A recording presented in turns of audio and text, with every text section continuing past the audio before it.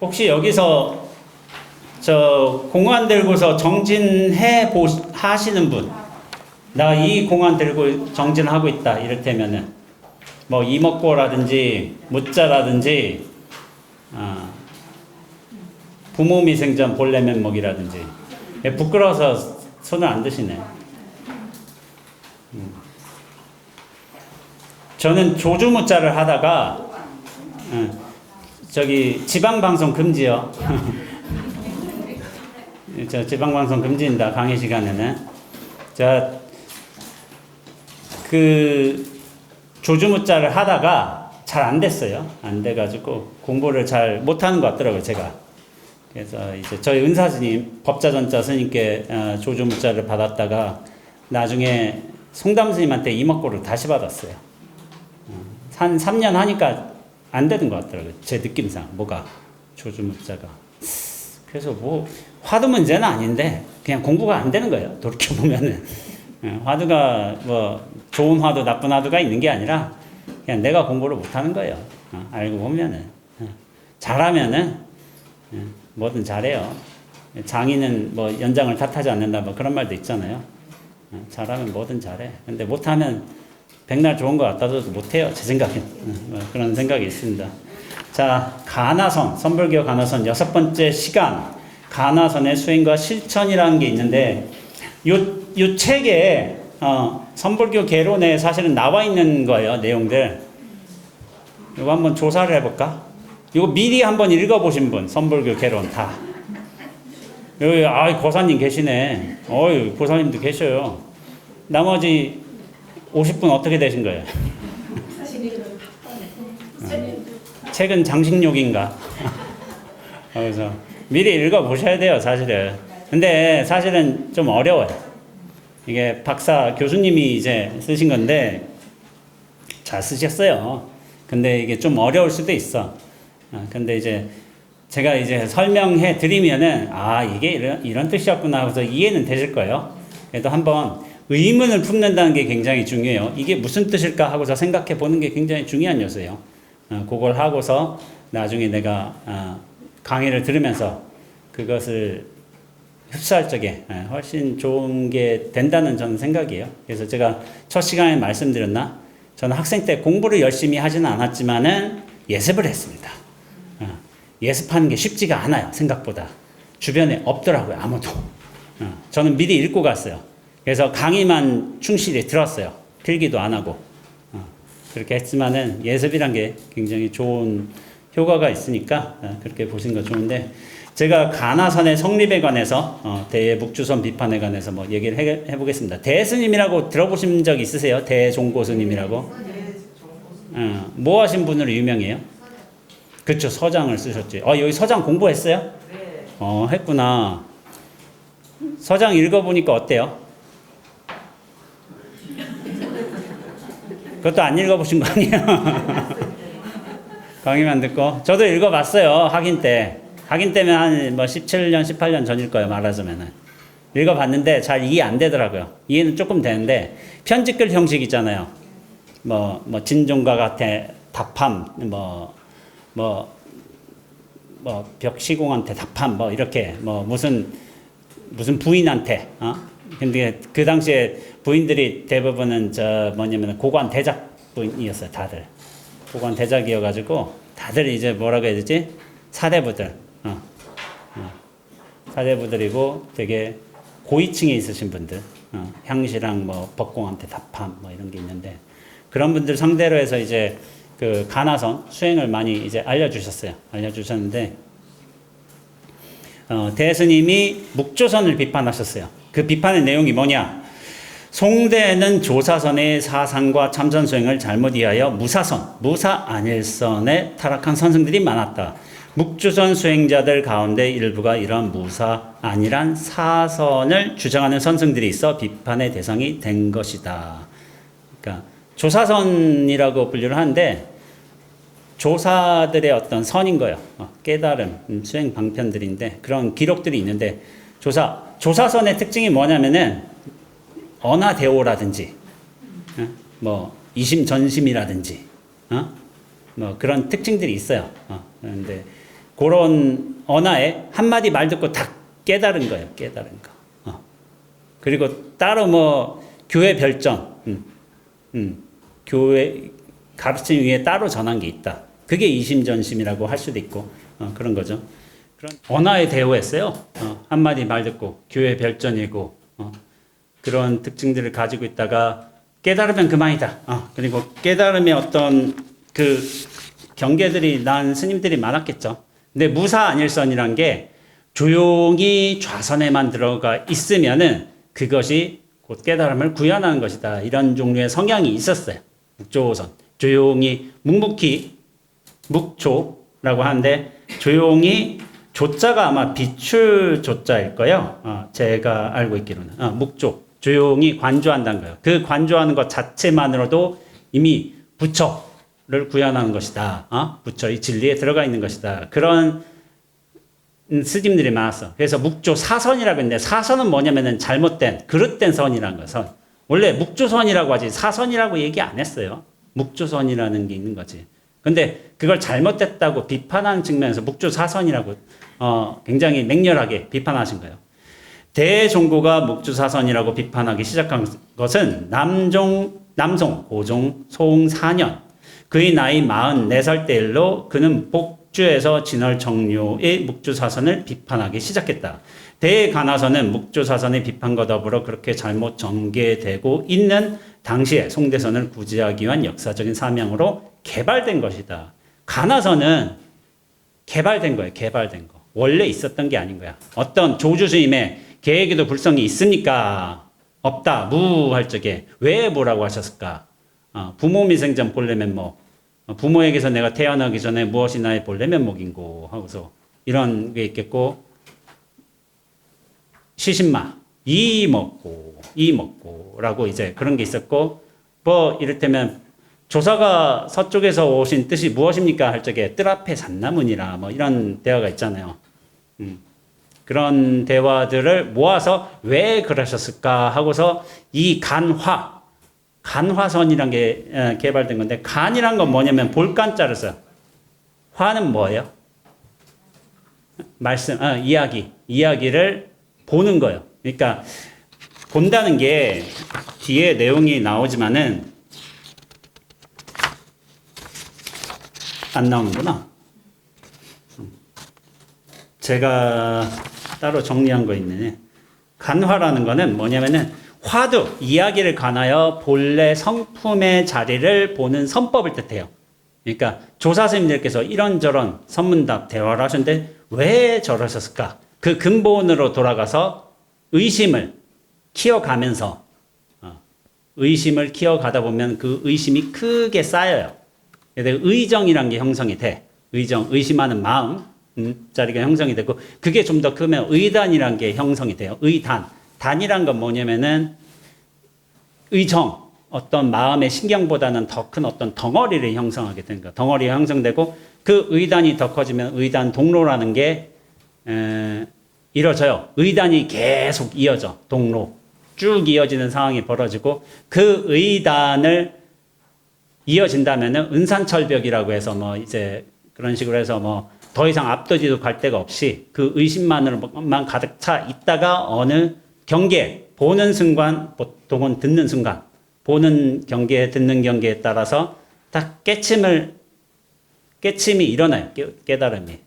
그래서 보는 경계는 뭐냐면 부처님처럼 새벽별을 탁 보는 순간에 아니면 뭐 영운화성처럼 복사꽃인가? 복사꽃을 탁 보는 순간에 그거 맞나? 하여튼 간에 복사꽃 이야기가 나오니까 그리고 서산대사 같은 경우도 듣는 순간에 새벽 다구는 소리 그리고 다른 스님 같은 경우도 기와장이 대나무 숲에서 탁 떨어지는 소리 때문에 이제 깨쳐요.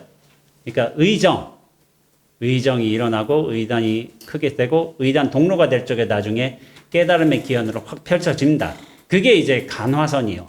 화두선이라고 하기도 하죠. 화두. 근데 요즘엔 좀 화두를 다른 의미로 많이 쓰고 있죠.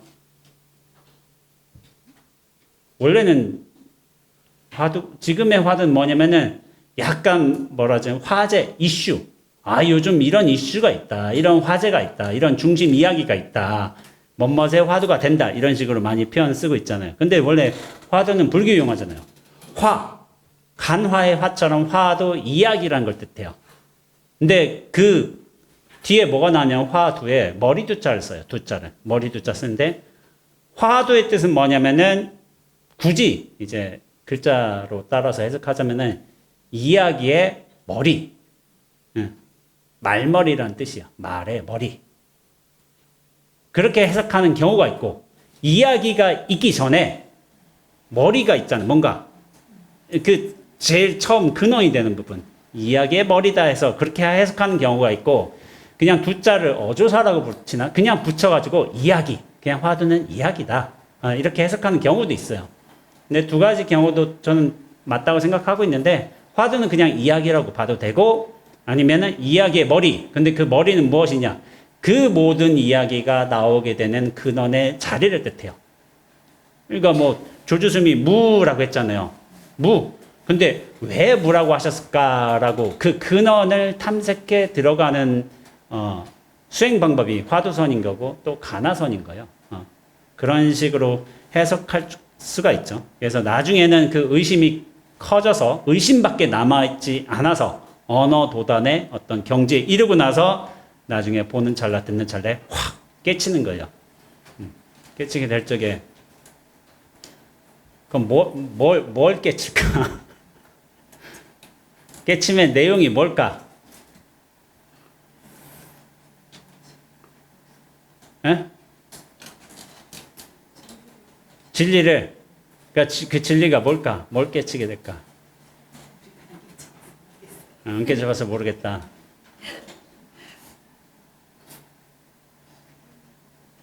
깨칠 거 없습니다. 없다는 걸 깨치는 거야 나중에는. 근데 그걸 부처님은 무아라고 했어요. 무아. 무아가 뭐냐면은 제가 항상 얘기하지만 고정적 실체로서의 자아는 없다. 그러니까 이게 잘 생각해 보세요. 뭘 깨쳐야 된다가 아닌 거예요. 뭘 깨쳐야 된다. 뭔가 내용이 있고 뭐 잡을 게 있고 어떤 실체가 있고 그런 게 아니라 고정된 실체로서의 자아란 존재하지 않는다라는 걸 깨친 거예요. 그러니까 항상 된 진리가 있다. 그런 얘기를 하지 않아. 숭고한 가르침이 있다. 이게 아니야. 고정된 실체로서의 자아는 없다는 걸 깨쳐버린 거예요. 그러니까 약간 부정형일 수도 있고 소극적인 약간 부정형이죠. 이게 어떻게 보면은. 근데 이게 무아를 깨친 거고 뭐 선불교에서 말하면 무심이에요. 무심. 마음의 어떤 근원이 될 만한 것 그런 것들이 없다라는 것으로도 해석할 수가 있어요. 분별심, 망상, 생사심, 나란 착각 그런 것들이 무너진다. 그렇게 해석해도 되고 무아와 무심을 깨친 거예요. 그러니까 화두가 타파되면 어떻게 되냐면 뭐가 답이 쑥 나오는 게 아니라 부처님이 짠 하고 나타나서 잘했다 하고 칭찬해 주는 게 아니라 무아가 되는 거예요. 자기 자신의 실체가 완전히 무너지는 거예요.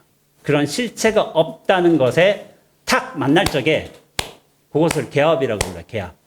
얼마나 밀도 깊게 만나느냐 그게 되게 중요한데 슬쩍 만난 경우도 있어. 근데 착 만난 사람도 있겠죠. 완전하게. 고정된 실체로서의 자기가 완전히 무너지는 거예요. 그래서 뭐 답이 쑥 하고 나타나는 게 아니라 그 착각, 전도망상이 무명업식이 끝나는 것을 깨달음이라고 부릅니다. 뭔가 실질적인 내용이 있어서 그런 게 아니라. 그래서 제가 나중에 신신명에서 가장 중요한 구절을 언급하겠지만은 불용부진이요 유수식견이라 그런 말을 제가 해요. 뭐냐면은 불용부진 진리를 따로 얻을 수 있는 무언가가 있는 게 아니라 유수식견 단지 식견 자신의 분별된 망상만 쉴 뿐이다라고 했어요. 쉴 뿐. 진리를 따로 얻을 무언가가 있는 게 아니야. 다만 자신의 잘못된 관념, 망상만 쉬면 그대로 진리와 만난다. 이런 말씀을 하세요. 승찬 스님께서. 그리고 성철 스님께서도 이런 말씀을 하셨죠. 진리를 따로 구한다, 얻는다. 이런 말씀 안 하셨어요. 뭐냐면은 저희 스승의 스승님 되시는데 성철 스님께서 태양은 원래 빛나고 있다는 거예요. 근데 그 태양을 빛나는 것을 보지 못하는 이유는 뭐냐면은 구름, 무명업식에 가려져 있기 때문에 무명업식만 딱 걷어내면은 바로 태양이 온다는 것이지 태양을 따로 구하려고 노력할 필요가 없다는 거예요. 태양은 원래 그렇기 때문에. 원래 비치고 있었기 때문에. 그래서 본래 성불이라는 것도 그래요. 본래 성불 돼 있어요. 우리 존재는. 근데 뭐냐면은 이 무명업식 때문에 나란 존재감, 실체감 때문에 그거에 대해서 멀어진 거예요. 멀어진 거. 그래서 따로 구할 수 있는 진리는 없어요. 이 실체감, 잘못된 전도 망상만 걷어낼 뿐이지. 근데 이제 중생의 습기가 그래. 뭔가 계속 또 구하려고 해요. 찾고 얻으려고 하고 있고. 왜냐면 이거 나한테 쌓아넣어야 되거든. 쌓아놓으면은, 그 제가 저번에 민들레 홀씨 비유했잖아요. 홀씨가 날라왔는데, 여기 뭐가 실체가 있으면, 여기 앉아야지. 그래서 여기 앉아서 딱 뿌리 바꿔서 막 커지는 거야. 존재감, 실체감과 함께, 내용물과 함께. 나는 원죄야. 나는 누구고, 행사에 어떤 스님의 상자고, 뭐 절집에 몇 년 있었고, 불교를 공부했어. 해가지고 자기 실체감을 쌓아 놓는 거야. 그렇게 하다가 자기 존재를 더욱 견고히 하는 거죠. 그 견고히 하는 과정을 멈추지 못하는 거예요. 우리가 어렸을 때는 나란 존재감 없었어요. 실체감이. 제가 저번에 얘기했을 거요. 우린 전체로 살았어요. 전체로 살았는데 어느 순간부터 나는 이름이 뭐 요즘에 영숙이고 나이는 뭐 3살 누구의 딸이고 누가 친구가 맺고 있고 우리 강아지를 좋아하고 뭐 이런 식의 관계성, 자기 정체성 이렇게 키워나가는 거예요.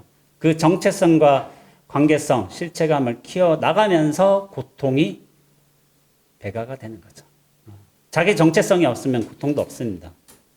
근데 정체성, 실체성 때문에 고통이 생기는 거예요. 그래서 결국에 깨달음은 뭐냐면은 무아예요, 무아. 고정된 실체로서 자기가 사라지면은 그게 일다고 믿고 있기 때문에 고통이 생기는 거야. 고통은 어디서 생기냐면 집착에 생기는데 집착의 가장 근원이 되는 것은 나라는 존재에 대한 집착입니다. 나. 그래서 아상, 인상, 중생상, 수재상에서 근원이 되는 상은 아상이야, 아상. 나 하나 생겨나면서 되게 괴로워지는 거예요. 근데 본래 성품을 본다고 했잖아요. 화도 보는 순간, 듣는 순간 나의 의정을 키워놨어, 가나선에서. 화두를 통해서. 그러면은 그 의심으로 꽉 차 있다가 나중에 그 의심이 호련하게 탁 부서지면서 본래 성품에 있는 자리와 탁 만나는 거예요. 만나게 될 적에 그것을 이제 견성이라고 해요. 성품을 본다. 성품을 본다라고 하는데 누가 이렇게 해석하더라고. 성품을 본다는 건 사실 틀려요. 이건 눈으로 보는 거 아닌 거예요. 눈으로 보는 거 아니고, 근데 우리가 눈의 어떤 감각작용이 워낙 크기 때문에 본다라는 생각을 하는데, 보는 성품, 견이 볼다니까 보는 성품, 그 자리로 돌아가는 거예요. 성품을 본다는 게 아니라. 근데 나라는 어떤 요거를 두고서 진리를 보려고 하든 못 봐요, 절대로. 왜냐면 요거는 실체고, 진리는 어떤 의미에서 무아는 실체 없음을 얘기하기 때문에 실체 있는 건 실체 없음을 절대로 못 봐요. 근데 실체 없음을 깨닫는 방법은 유일한 방법은 내가 실체 없음으로 돌아가면은 실체 없음과 실체 없음은 곧장 만나게 되어 있습니다. 그래서 이거 비워내는 것뿐이에요. 그래서 선사들이 방아차 내려놔라. 스님 제가 깨달았습니다. 깨달았다는 생각도 내려놔라. 그것도 내려놓으라고 한 거예요. 내려놓는 것밖에 없어요. 비워놓는 거. 그러면 만나게 돼 있어요. 근데 그게 쉽지가 않죠. 자, 그런데 내려놓는다, 비워놓는다, 조용하게 관조하면은, 야, 뭔가 된 것 같아. 그래서 묵조선이라는 게 생겨난 거야. 조용하게 관조하고 있고, 번뇌망성이 일어나지 않으면, 야, 이거는 부처의 자리와 만나는 거다. 진리와 개합하는 거다. 이런 종류의 생각을 하는 무리들이 있었는데 이런 무리들을 대예스님이 묵조사선이라고 이제 굉장히 비판한 것이죠.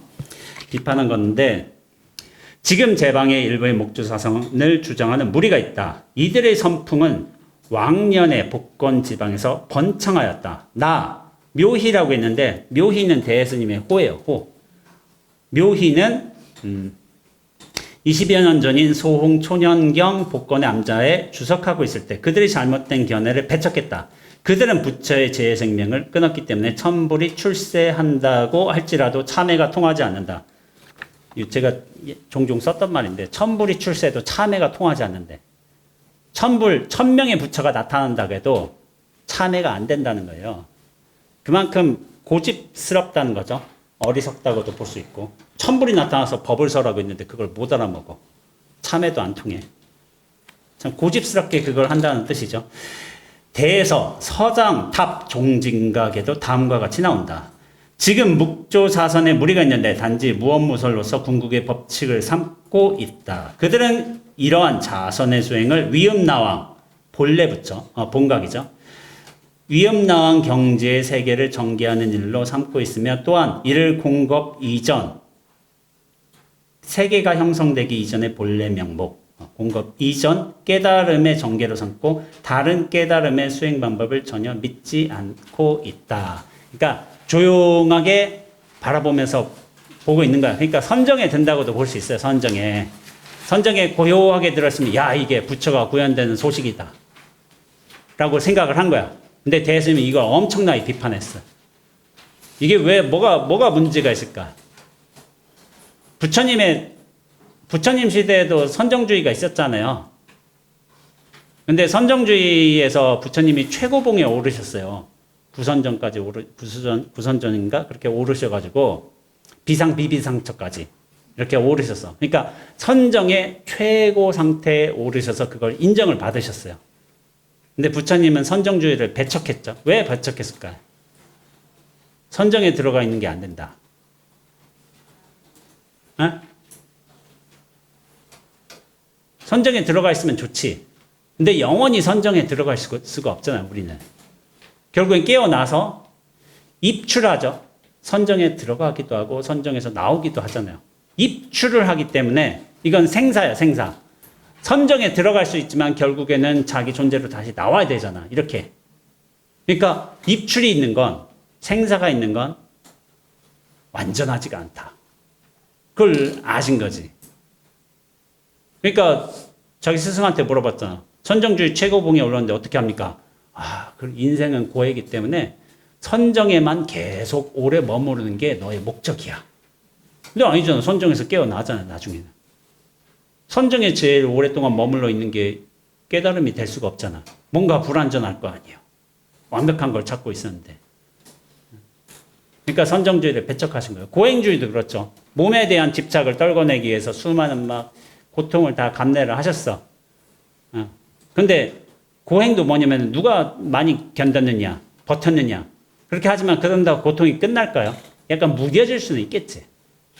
이것도 완벽한 건 아니잖아. 그러니까 선정주의와 고행주의를 배척하셨어요. 나중에. 이것 둘도 아니다. 그래서 나중에는 부처님이 깨닫기 전에 보리수 아래에 앉으셨죠. 그래서 수자타 마을의 여인한테서 우유죽을 공양 받으시고서 내가 여기서 확철대오 하기 전에는 일어나지 않겠다는 결심을 세우셨어요. 그래서 새벽녘에 이제 새벽별 보고 깨달으신 거죠. 선정주의와 고행주의가 아니다라고 그렇게 하셨지만은 이건 자세히 살펴봐야 돼요. 선정에 어떤 힘이 없었다면 앉지도 못해요. 이렇게 깊은 선정에 들어갈 수도 없어.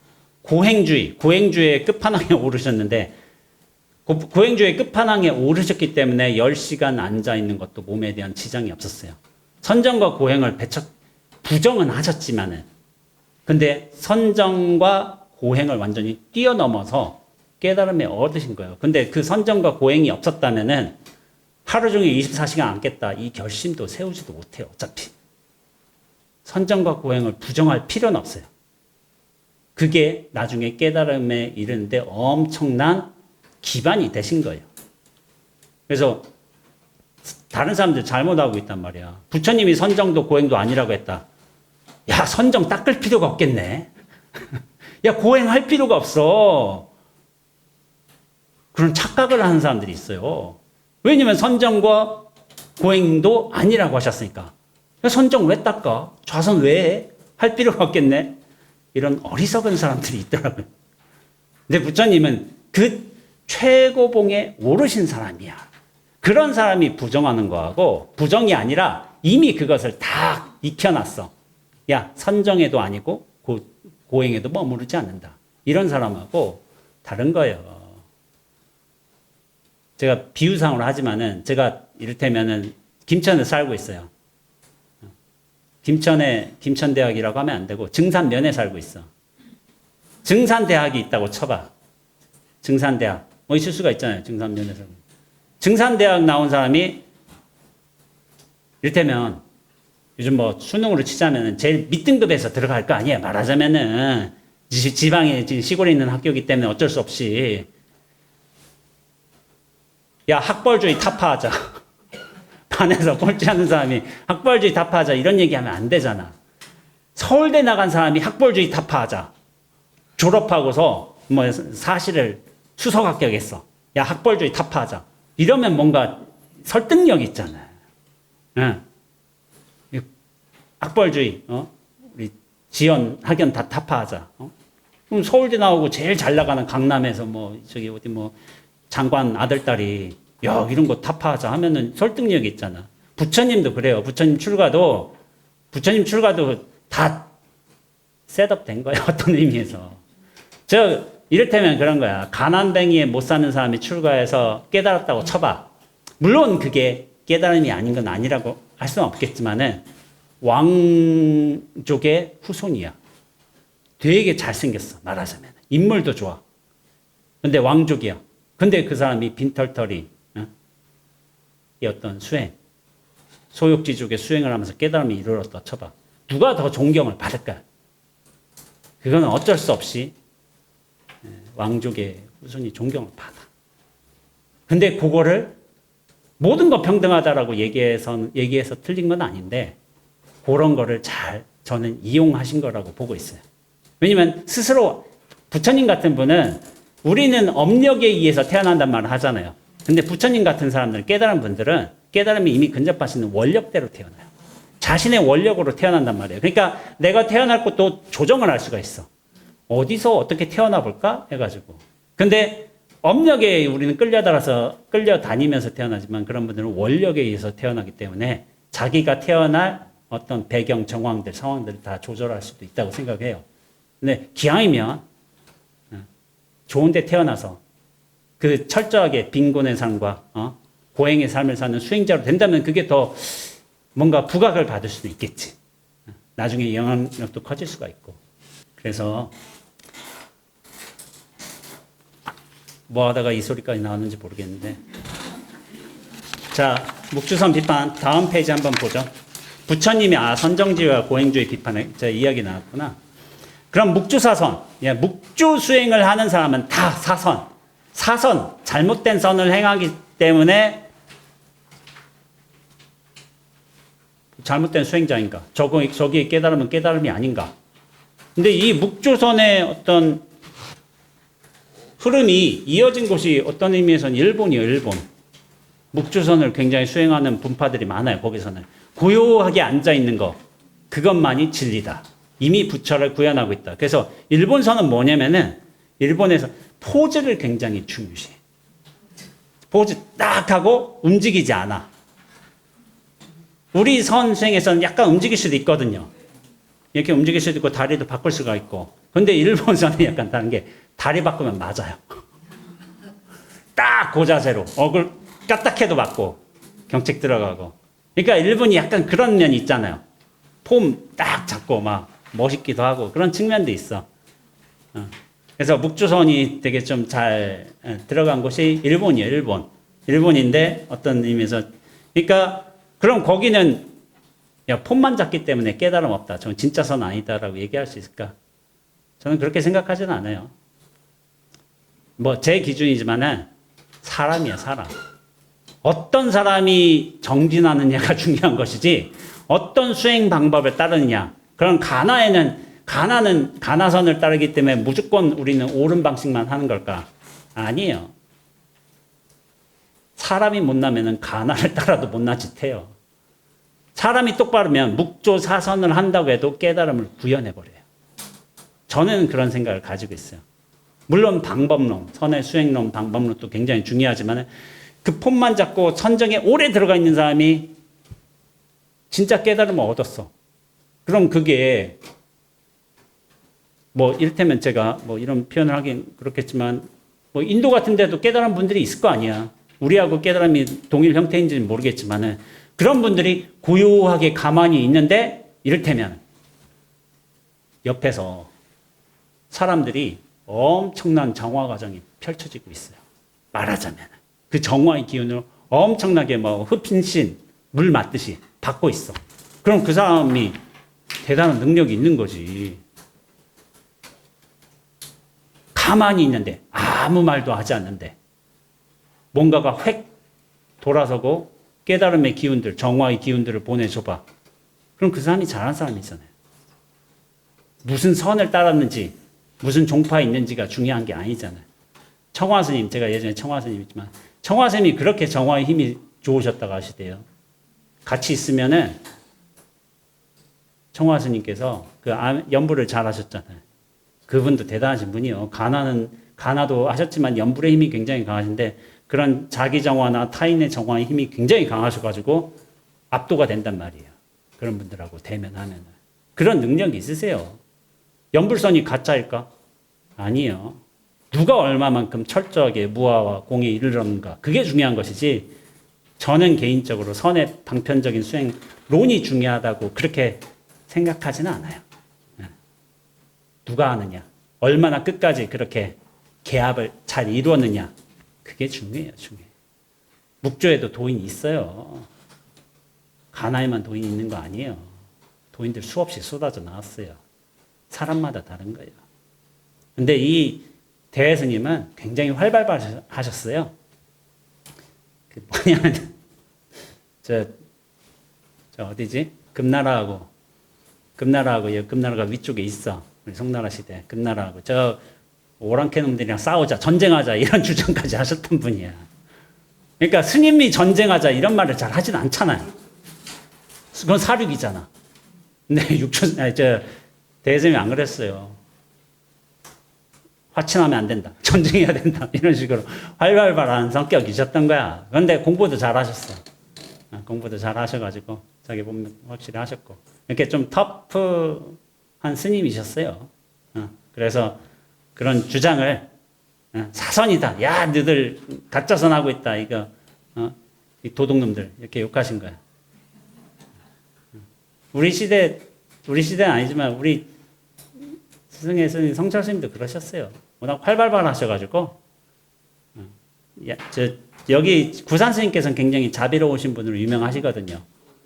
유명하신데 성철 스님은 다른 식의 자비셨어요. 이제 법문하다가 누가 졸고 있어. 주장자 집어 던져버려. 잠 깨라고. 이게 다른 종류의 자비인 거야. 아이고 힘들었지? 어제 피곤하지? 가서 쉬어. 이런 자비 아닌 거야. 주장자 집어 던져요. 발로 차고 막 가서. 자비의 방식이 좀 달라요. 그렇지. 다르셨어요. 이제 맞으면 자비라고 안 할 수가 있는데 방식이 다른 거예요. 가나도 그렇고 묵조도 그래요. 묵조한다고 돈이 안 나올 거야? 나와요. 나 어떤 놈이 어떻게 정진을 잘하느냐. 그게 중요한 거지. 뭐 저는 가나를 했지만은 가나만이 옳다라고 저는 생각하지는 않아요. 다른 수행 방법 왜 안 나와? 근데 얼마나 철저하게 그 근원의 자리에 개합했느냐. 그게 중요한 거지. 자, 공안의 의미에 대해서 공안은 원래 중국의 소거라고 하죠. 원래 법률 용어의 하나인데 재판소의 판결, 판례를 뜻한다. 그러니까 우리가 화두 공안이라고 그렇게 많이 부르지만 공안은 원래 공부지 안독이라고 하고 중봉스님의 삼박야와 상건에도 다음과 같이 대화를 전하고 있다라고 해요. 공안은 공부의 안독에 비한 말이다. 공부는 우리가 뭐냐면은 관청을 뜻해요. 관청의 안독, 문서. 문서인데 나라의 법이 있어야만 왕도의 정치가 제대로 실현될 수가 있다. 여기서 공이란 성현들이 깨달은 그 전철을 하나로 하여 천하의 모든 사람들이 그 길을 함께 갈 수 있도록 하는 이치이다. 공이란 건 이제 그 깨달음의 이치인 거예요. 근원되는 도리, 중심, 기관처럼. 안이란 성현들께서 그 이치를 깨달은 도에 나아가고 수행하는 올바른 방법을 기록한 것이다. 기록 문서요. 이 이치와 깨달음에 나아갈 수 있도록 한 어떤 이치적인 근거, 문서적 근거가 바로 공안을 뜻하는 거예요. 천하를 다스리는 사람은 누구든지 관청을 설치하지 않을 수가 없고, 관청을 세우면 자연히 그것을 운영하는 법령이 있어야 된다. 관청이 결국에 중심, 진리가 되는 것이고, 그것을 운영할 수 있는 기본의 원칙, 법령이 결국엔 안이 된다. 공안. 그래서 공안이란 게 이런 기본, 어떤 근본의 뜻을 가진다는 거예요. 법이 실행되면 바른 정법이 통용되고, 정법이 통용되면 천하의 기강이 바로 잡히게 되며, 천하의 기강이 바로 잡히게 되면 왕도의 정치가 이루어진다. 이게 이치적으로 참 맞아요. 근데 되게 뭐랄까? 이치적으로 맞는데 뭔가 약간 이상적인 느낌이 들잖아요. 법이 실행되면 정법이 통용되고, 정법이 통용되면 천하의 기강이 바로 잡히고, 천하의 기강이 바로 잡히게 되면 왕도 정치가 이루어진다라고 하는 거예요. 예전에 어떤 큰 스님이 그랬어. 서로 협력하고 이해하고 배려하면은, 서로의 원칙을 지키고 하면 왜 이 승가가 왜 싸웠는지 나는 이해가 안 간다고. 그렇게 말씀하셨어요. 당시 신도들은 하나도 싸운 사람이 없대. 근데 이거는 그 스님께서 뭐 틀린 건 아닌데, 그 신도님들은 50명이요. 50명이 싸울 일은 없어요. 또 한 명의 강력한 리더가 있으면은. 그럼 50명은 안 싸울 필요가 없지. 근데 그게 한 100만 명 된다고 해봐. 싸워요. 아니, 불교 신도 뭐 이를테면 뭐 1000만 명 된다고 쳐봐. 서로의 뭐 스승이 다를 수도 있잖아. 수행 방법이 다르기도 하고. 그러면 싸울 수밖에 없어.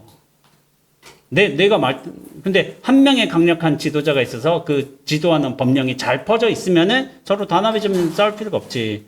저는 뭐 제 개인적인 견해, 요순 시대가 중국에 그렇게 왕도 정치가 구현되고 평화로운 시대라고 하잖아요. 요순 정치가 될 수 있는 배경은 뭐냐면은 나라가 작아서 그래. 이를테면 순천이라고 쳐봐.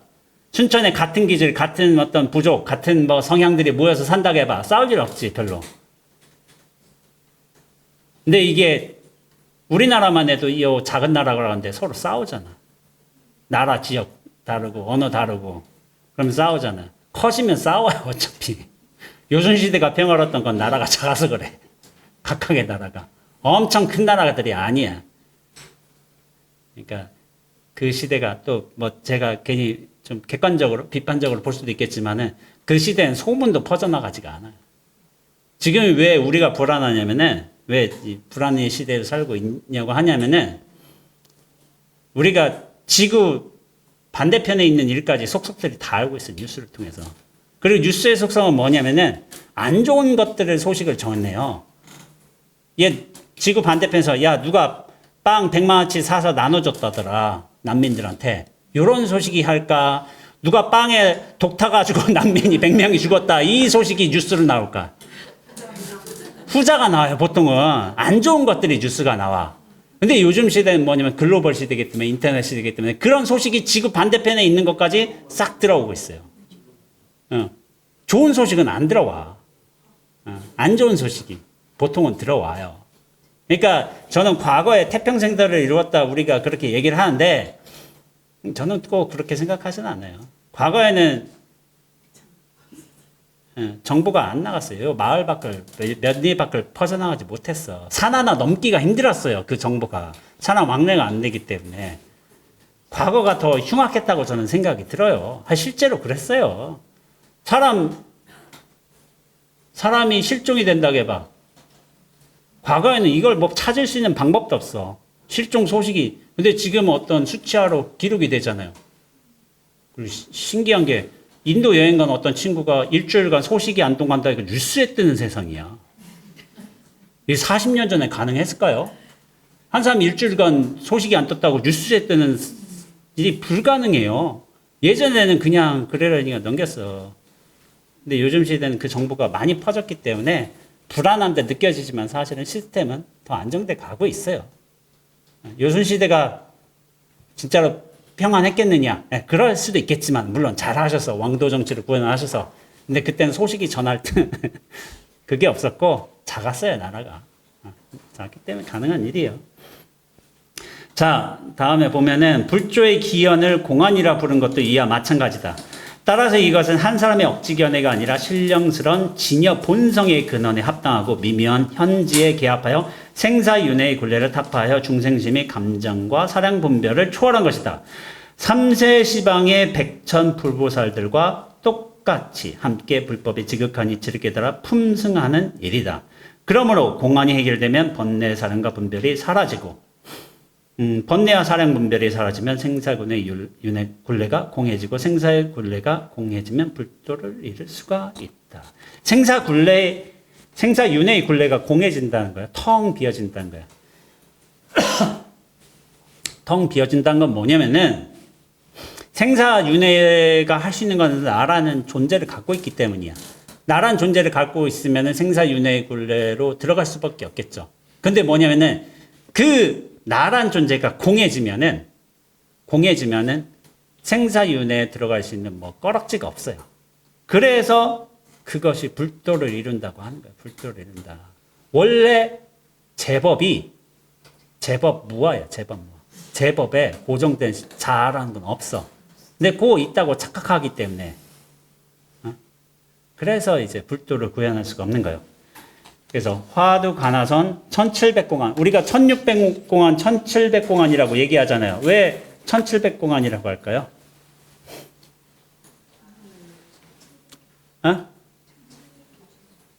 1700개의 이야기가 있어요. 화두로 삼을 만한. 우리가 뭐 뜰앞에 잣나무도 있고 아니면 간시골 저기 마삼근도 있고 뭐 저 삼서근도 있고 마삼근 삼서근 갔나? 하여튼간에 그 쌀값이 청원행사에 요즘 쌀값이 얼마지? 여름에 쌀값이 얼마지? 이런 것도 있고 여러 공안들이 있어요. 그 공안들을 다 합치면 1700개가 된다는 거예요. 근데 그 공안들이 어디서 나타나냐? 전등록이라는 이제 책이 있어요. 선문의 공안들을 수많은 이야기를 다 다룬 거예요. 전등록에 대략적으로 1600 아니면 1700개의 이야기가 있다 해서 1600, 1700 공안이라고 그렇게 부르는 거예요. 저는 1600이라고 많이 했는데 여기서는 1700이라고 하네요. 그래서 그런 공안들을 보면은 선사들이 물음에 들어가기 위해서 그런 식으로 이야기들을 쓴 것이죠. 그래서 공안의 필요성, 송대에 이르러 당대 선승들의 기원을 고칙 공안으로 삼고 선수행의 기준으로 할 필요성이 있었다. 남송시대 대선사의 법통을 계승한 고해 원호 선사는 고해 만록에서 다음과 같이 인용하고 있다. 그대가 말씀하신 화두랑 꼭 가내야 하는 것인가? 라는 질문입니다만은 그러니까 이런 질문을 할 수가 있겠죠. 화두 참선 꼭 해야 됩니까? 화두 참선 꼭 해야 될까? 해도 되고 안 해도 돼요. 제 기준에. 다른 수행 방법이 좋은 게 있으면 그거 해도 되지. 저는 이게 정해진 수행 방법이 있어서 이거 하는 게 최고다라고 얘기하지는 않아요. 개인적으로. 근데 화두 참선은 수승한 수행법이긴 해. 그건 맞아요. 근데 나의 기질이 안 맞다면, 근기가 안 맞다면 안 할 필요가 없어. 근데 그러면 이런 얘기를 할 수가 있겠죠. 수행 꼭 해야 돼요? 할 적에 저는 알아서 하세요라고 얘기해요. 하든지 말든지 내 알 바 뭐야. 내가 그런데 이 생사번뇌로부터 벗어나고 싶다. 그럼 해야지. 어쩔 수 없이. 근데 안 해도 될 사람이 있어. 생사번뇌에 끄달리지 않는다. 할 필요가 없지.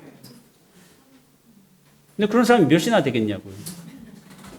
없어요, 잘. 스님, 고해 원호 스님 말씀은 화두란 반드시 정설이 있는 것은 아니라고 생각합니다. 만약 한 생각의 망념이 일어나지 않는다면 그대로 전체가 부처입니다. 내가 번뇌망상이 없어. 그럼 모두가 부처로 드러나. 수행할 필요 없어요. 그렇죠. 망상이 안 일어나. 다 부처야. 거기에 어디 화두가 있을 수가 있어요. 화두는 진리로 들어가기 위한 방편인 거지. 이 수행 방법인 거지. 근데 진리로 들어가 있다. 수행할 필요 없죠. 그건 당연한 거지. 그러나 여러 생에 걸쳐 많은 습기로 인하여 깨달음을 등지고 번뇌에 빠져 마치 원숭이가 밤토를 주워 먹어도 끊임없이 찰나 사이에도 번뇌 망념이 일어났다 없어지곤 합니다. 그러니까 아까 민들레 홀씨 얘기했잖아요. 내가 텅 비어있으면 민들레 홀씨가 자리 밟을 곳이 없어서 경계가 어떤 경계나 인연이 다 지나갈 수밖에 없다니까. 근데 요 나라는 상황을 딱 뒀어. 이거 나야, 실체야. 그러니까 여러 경계들이 오면은 요거 그럴듯해 보이는 해가지고 내가 탁 잡아도 요거 좋은 사람 잡아도 여기 미운 사람은 빨리 빨리 보내버리고. 근데 보내는 그 마음도 잡고 있는 거야. 어떻게 보면 내가.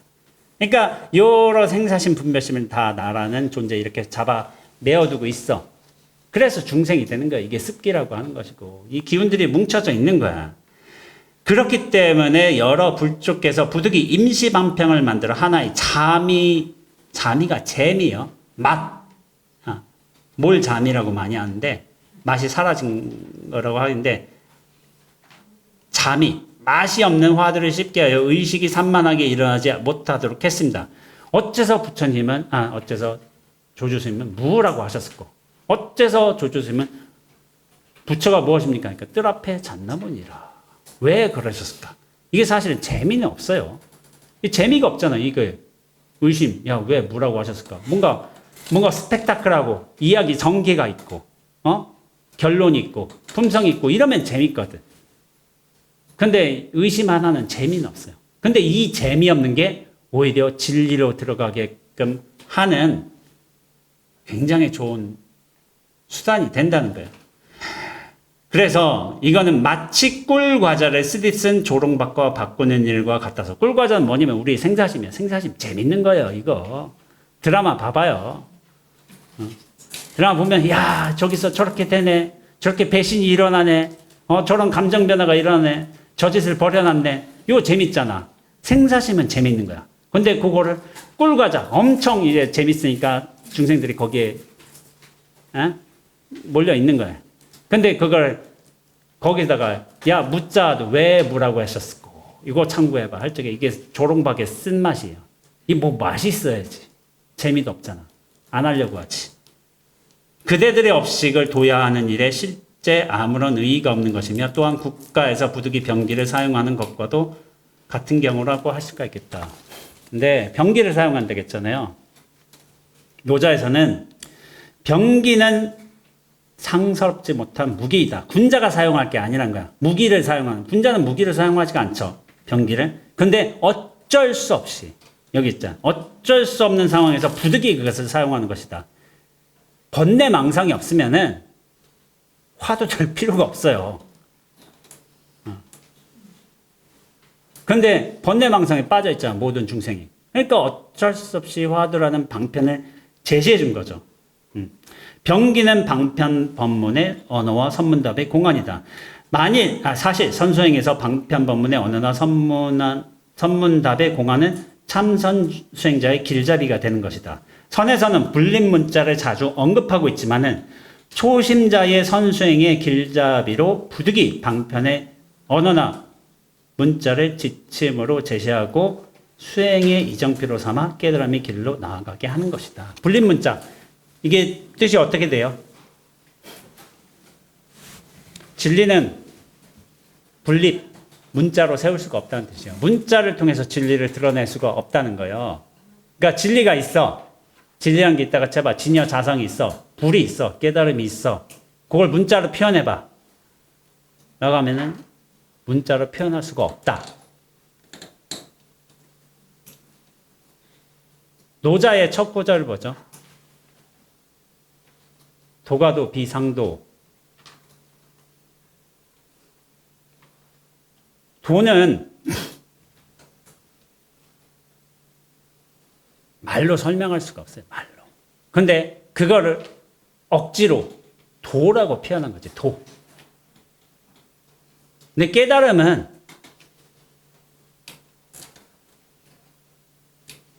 깨달음도 언어로 설명할 수 없어. 근데 그걸 억지로 불이라는, 불이 붙다라는 뜻인데, 붙다란 말에서 음차한 것이구나. 부차가 깨달은 자예요. 깨달음 자체를 뜻하는 것이기도 하고. 그거를 억지로 불이라고 하는 거예요. 원래 진리가 있다. 근데 이게 진여자성이라고 표현했겠어요, 예전에. 열애장이라고 했겠어. 유식이라고 했겠어. 하나님이라고 했겠어. 원래는 표현할 수가 없어요. 근데 우리가 표현하지 않으면 그걸 알아듣지도 못해. 그렇기 때문에 억지로 문자 하나를 세워서 그걸 진리, 도라고, 불이라고 이렇게 표현을 한 거예요. 표현을 한 거. 근데 근원으로 들어가자면 그거는 표현할 수도 없어요. 그래서 진리는 문자로 세울 수가 없다. 원래 이게 맞지만은 초심자, 우리가 번뇌망상에 빠져 있기 때문에 번뇌망상을 쓰는 거예요. 이 번뇌망상을 없애도록 하기 위해서 다른 종류의 번뇌망상을 쓰는 거야. 이걸 이독치독의 원리라고 해요. 우리가 중생의 무명업식에 빠져 있기 때문에 이 무명업식에 대항해서 다른 진리의 개념들을 쓰는 거야. 근데 이가 무명업식이 없다. 본래 청정으로 돌아섰다. 그럼 독을 쓰면 안 되지. 본래 청정인데. 그런 독적 상황, 중생의 무명에 빠져있기 때문에 다른 종류의 화두라는 독, 어떤 의미에서 화두도 독이 되는 거예요. 근데 다른 종류의 무명업식을 없애기 위한 독이 되는 거지. 우리가 병이란 것도 그렇잖아요. 우리 약 먹는다고 하잖아요. 그 약이 사실은 독이에요, 독. 아스피린 그거 독이에요. 독인데 오한, 발열, 두통에 효과가 있는 독인 거야. 근데 건강한 사람이 아스피린 먹으면 안 되지. 그것도 일종의 독인데. 독이 있을 적에 독을 쓰는 것 뿐이지 독이 없다면 독을 쓸 필요가 없어요. 애초부터. 이게 좀 묘한데 선불교에서 좀 강한 특징이 있지만은 깨달음을 이루면 깨달음은 더 이상 남아있지 않아요. 그게 필요가 없어요. 부처를 이룬 곳에는 부처도 서 있을 수가 없어요. 왜냐하면 부처도 임시적으로 세운 방편이자 가설일 수도 있어. 어떤 의미에서 진리로 들어가기 위해서. 그러니까 부처를 이룬 곳에는 정작으로 부처가 남아있지 않아요. 부처도 하나의 개념이고 우리의 관념이기 때문에. 천불교에 그런 특징들이 있어요. 근데 그건 철저하게 가서 간 뒤에 그렇게 해야 되는 것이지 어설프게 따라했다가는 망하죠. 망해요, 대부분. 그래서 선사들의 어떤 기행들을 함부로 따라해서는 안 돼요. 그런 측면을 봐야 되죠. 그래서 원호선사는 원호심리 학원에서 다음과 같이 말했다. 눈썹을 드날리고 눈을 깜빡이고 망치로 치고 불자를 세우며 주장자를 휘두르고 고함치며 미묘한 연구를 베푸는 등 옛 사람들의 백천억 가지 방편들은 모두 사람들로 하여금 여기에 투철하게 해탈하게 하는 일이었습니다. 그 어떤 선사지?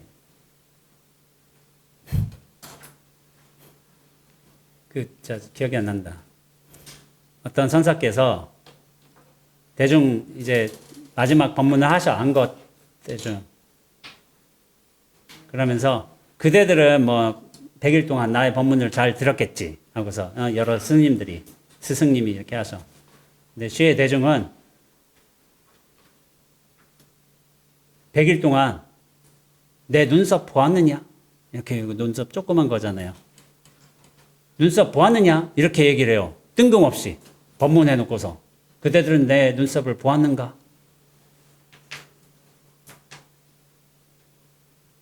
법문 잘 해놓으시고서 왜 뜬금없이 눈썹을 얘기하시지? 이런 선사도 계셔. 시해대중은 100일 동안 법문을 다 들었는데 그대들은 내 눈썹을 보았는가? 그럼 어떤 사람은 이럴 수도 있잖아요. 아, 눈썹에 뭔가 고결한 뜻이 있구나. 아, 우리가 저걸 못 봤네. 그래서 그런 사람이 있을 수가 있어. 근데 이 스승의 뜻은 무엇일까? 갑자기 눈썹을 보았냐고. 그런 말씀을 하신단 말이에요.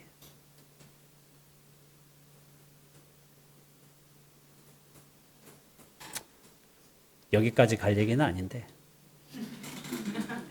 잘 쓰시는 분이에요. 이분도 참 방편법을 잘 쓰셔요. 이 선사도 참 훌륭하신 분이셔. 근데 잘 쓴다는 건 뭐냐면은 어떤 의미에서 그래. 그걸 알아듣는 사람이 있어야 잘 쓰는 거예요. 저 뭔 소리요? 하고서 이러면은 잘 쓰는 건 알아듣는 사람이 있어야 돼. 많을수록 좋겠지. 부처님이 법회 안 하시고 그런 말 있잖아요. 법회 안 하시고 가만히 앉아 계셔. 염화 미소라고 하셨잖아요. 염화.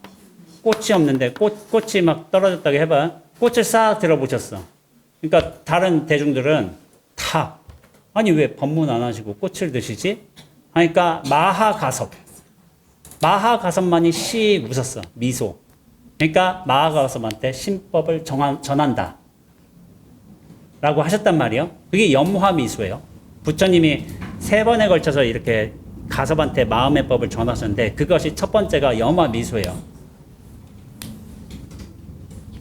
근데 마하가섭만 빼고 나머지 왜 저러시지 하셨단 말이에요. 근데 마하가섭만 씩 미소를 지었어. 깨달음의 법을 전하신 거야.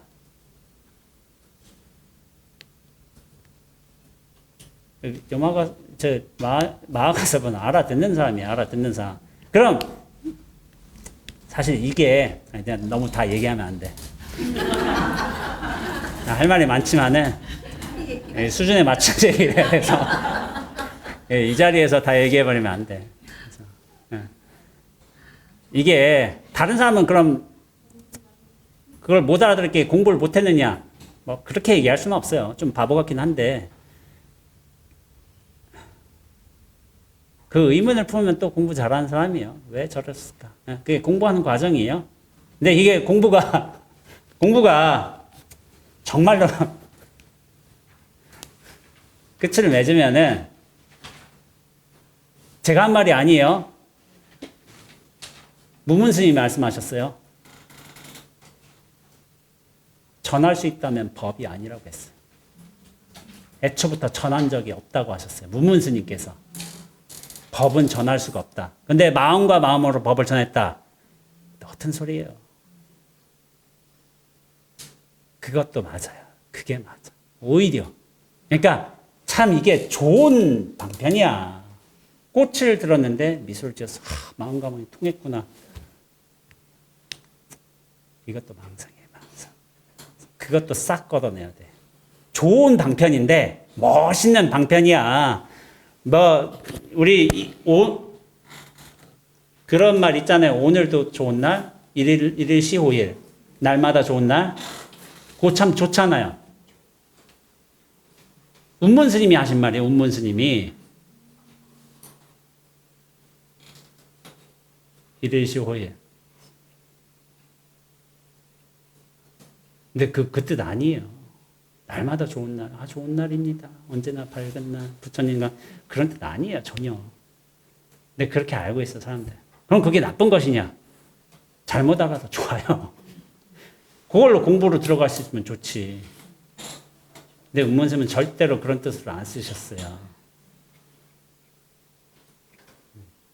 근데 이건 자기 공부를 확실하게 해가야 돼. 그 확실하게 해가는 건 뭐냐면은 나라는 존재가 완전히 무너져야 돼요. 무너지면 그 선사의 본뜻이 보인다니까. 우리가 자기가 무너지지 않으면은 1700공안의 어떤 물음들의 기현들에 우리가 이렇게 끌려다녀요. 이렇게 했다, 저렇게 했다. 그래서 이게 소 고삐에다 이렇게 꿰는 것과 똑같아요. 선사들이 이렇게 묶고 이렇게 휘두르는 거야. 근데 이거 여전히 자기 생사심에 묶여 있을 때야. 고삐가 방편인 거예요. 수행의 방편들. 이래시오리도 그렇고 어? 영화 미수도 그렇고 좋은 방편이야, 좋은 방편. 근데 여전히 묶여 있는 거야. 그거 확 뚫어내고서 묶여 있잖아, 생사에. 딱 뚫어내고서 집어 던질 줄 알아야지. 그것마저도. 그게 진짜 수행 잘하는 거예요. 이거 고삐 던지고서 뭐 좀 과격하게 얘기하자면은 그 선사들한테 고삐 잡아서 한 대씩 치어내야지. 머리 한 번씩 때려야지. 그게 공부 잘하는 거라니까. 대단한 것처럼 여기에 뭔가 깊은 뜻이 있을 것처럼 그거를 참고하는 게 나쁜 건 아닌데 종국에는 그 참고라는 방편도 벗어나야지만은 진짜 제대로 깨닫는 거예요. 요거 끝까지 붙들고 있을 필요가 없어. 그게 공부 잘하는 거지. 그래서 투철하게 해탈하게 하는 일이었습니다. 이 방편으로 그렇게 들어가는 거예요. 한 번 꿰뚫었다 하면은 그대로 근원까지 깊이 사무쳐 꿰뚫어 문을 두드리는 기회와 조각을 버리고 끝내 털끝만큼도 마음에 둔 것이 없어야 됩니다. 그러니까 여기 제가 얘기하잖아요. 무심으로 무아로 깊이 사무쳐 들어가서 이 기하 방편은 뭐냐면은 이 깨달음에 들어가기엔 조각들이야. 이런 조각들을 사용할 수밖에 없어. 근데 그거를 나머지 벗어 던지고 털끝만큼도 마음에 남아있는 게 없어야 돼. 완벽하게 들어가야 된다는 거예요. 20년이고 30년이고 그렇게 닦아나가면서 이론이나 주장을 끊고 기형과 경계를 타파하고 쉬어버리면 호련히 무심해지니 그곳이 안락하게 쉬는 경계입니다. 라고 하는 거예요. 호련이란 말을 제가 자주 사용하는데 호련히 깨어난 신신명이라고 제 책도 그렇죠. 호련이가 되게 중요한 말이에요. 호련이는 다음에 설명하겠고 다음 시간에 중봉화상 삼방영화에서 공안의 의의를 다음과 같이 설한다. 참선한 사람이 깨달은 부분이 있으나 자기 스스로 확신을 확립하지 못하면 스승에게 질문합니다. 그러면 스승은 공안을 근거로 수생자의 의심을 풀어줍니다. 공안이란 바로 번뇌와 망상의 어둠을 밝혀주는 지혜의 횃불이며 보고 듣는 것에 얽매인 결박을 끊어주는 날카로운 칼입니다. 공안이란 번뇌의 뿌리를 끊어버리고 날카로운 도끼이며 성인과 범부를 가려는 신령스러운 거울입니다. 조사들의 본뜻이 공안으로 분명하게 밝혀지고 불심이 공안으로 드러납니다. 번뇌를 말끔히 털어버리고 불조의 해명을 드러내는 데 이 공안보다 더 좋은 길잡이가 없습니다. 우리가 1700공안이라고 하잖아요. 여기 뭐 공안을 열심히 참고하신 분이 있는지 모르겠지만 저는 공안을 참고한 사람이에요. 화두참선 한 사람이. 저는 그게 본업이었어요. 본업. 선방에서 제가 공식적으로 안 거는 32한 거를 났어요. 32한 거. 근데 이 공부 점검을 할 거 아니야. 공부 점검의 기준으로서 뭐냐면 공안들을 보는 거야. 1700공안. 근데 이게 1700공안을 보는 방법은 뭐냐면 내가 이거 머리로 이해하는 거 아니에요. 화두, 머리, 생각이 일어나기 이전에 무심해서 이거를 쓱 볼 줄 알아야 돼요. 이게 본다는 말이 틀린 것인데 보는 게 아닌 거예요. 저 말은 이렇게 드러났잖아. 간식월 이렇게 드러났잖아요. 간식을 뜻헤아리는 거 아닌 거예요. 간식원이 훅 들어와야 돼. 어떤 의미에서. 그것을 제가 뭐 곧장 듣는다 이런 말을 하기도 하는데 곧장 간식을 듣는 거예요. 호련히 관식을 문득 도노라고 하죠. 도노기 몰록 깨달음이요. 몰록. 호련히 문득 바로 몰록. 여기엔 뜻이 없어요. 뭐를 듣는 거, 내용물에는 뜻이 있잖아. 간식원에는 뜻이 있잖아. 근데 호련이엔 뜻이 없잖아요. 뜻없는데 뜻이 있어요. 그게 중요한 거야. 근데 뜻없는 거를, 무심을 내가, 너 이거 이해하지? 절대로 안 돼요. 내가 무아와 무심이 되어야지만 이걸 제대로 만나는 소식인 거야. 그래서 모든 경전과 어록은, 이 공안은 내가 무심으로 쓱 투과하는 일인 거예요. 그러니까 내가 머리로 생각해서 되지가 않아, 이게. 그게 애초부터 불가능해요. 그러니까 내가 무아와 무심이 되는 수밖에 없어. 왜 이 선사들이 이렇게 말했는가? 선사들이 무아와 무심을 이루었단 말이야. 그 무아와 무심을 이루었을 적에 간시골이 쓱 나타나는 것이고 트라페사 나무가 쓱 나타나는 거예요. 그러니까 이게 간식을 따라가면 틀려버려요. 이게 선공안 공부의 묘미인 거예요. 묘미. 이거 생각을 안 돼요. 생각을 하면 틀려버려. 그런데 이런 1700개의 기준점이 있단 말이야. 야, 무심을 통과해서 무아를 체득했으면 이게 쓱 알아진단 말이야. 요 기준점으로 자기 공부를 점검하는데 1700 공안이 있다고 보는 거야. 아, 내가 재불 조사와 견처가 진짜 무심의 경지가 같은가? 이걸 체크해보는 방법인 거야. 그래서 저도 여러분 중에 벽암록이라고 이제 뭐 이런 선문한 공함지 중에 되게 어려운 게 있어요. 되게 어렵다고 하는 게 있어. 벽암록 뭔가 멋있어 보여. 벽암 푸를 벽자, 바위암자 해가지고 나오게 된 개송도 있는데 벽암록 너무 멋있어 보여. 그래서 저 이거 읽지를 못했어요. 초반에 저기 뭔 소리인지 몰라가지고 이해가 안 돼 하나도. 근데 왜 안 되냐면은 이해하려고 했기 때문에 안 되는 거예요. 이해하려고 했기 때문에. 이해의 내용으로 받아들였기 때문에. 근데 그게 왜 안 되느냐? 나란 주체를 두고서 내가 대상을 이해하려고 했기 때문에. 결국에 이게 어떻게 이해되냐면 이해가 아니라 그건 뭐냐면은 이해가 안 돼요. 나란 주체가 실체가 완전히 무너지게 된다면 더 이상 이해의 요소가 아니야. 뭐 굳이 표현하자면 쓱 들어와 버려요. 쓱 들어와 버려. 그렇게 가야 돼. 그게 사실은 벽암록을 제대로 이해하는 방법인 거야. 근데 이해가 아니라 이거를 체화하는 방법이라고 제가 표현하는데 이해하려고 하면 틀려요. 나란 실체를 두고서 절대 이해할 수가 없다니까. 그러니까 그거는 무아와 무심을 체득한 뒤에서야 자기 공부를 점검하는 수준에서 쓱쓱쓱 보면은 제가 벽암록을 여기저기서 또 법문도 해요. 선언에서. 스님들 정진하는 데서 해요, 제가. 저보다 대부분 선배 어른 스님들이죠. 그걸 이해하려고 해서는 안 돼요. 완전하게 무아와 무심에 통달해야 돼요. 그래야만 들어오는 거였어. 들어온다 표현을 하는데 제가 들어오는 것도 틀렸어요. 그것도 말이 안 돼. 근데 뭐 그런 말을 할 수밖에 없지. 하여튼 가나선 제가 소개는 해드렸지만은 되게 단순해요. 말씀 이야기를 보는 거. 그 이야기의 근원에 있는 본래의 성품을 보는 거. 그걸 자각하는 거. 체득하는 거. 그 방법론 중에 하나가 가나선이에요. 가나선. 가나선은 힘이 좋아요. 제가 가나선을 정말 잘했느냐? 또 그렇게 생각되진 않아. 뭐 내가 의단 동료가 돼서 뭐 오메이려 들어가서 뭐 그렇게 됐느냐? 그렇지도 않아요, 저는. 그걸 제가 나중에 21일 날 월요일 날이죠. 여기 혹시 관심 있으신 분은 오세요.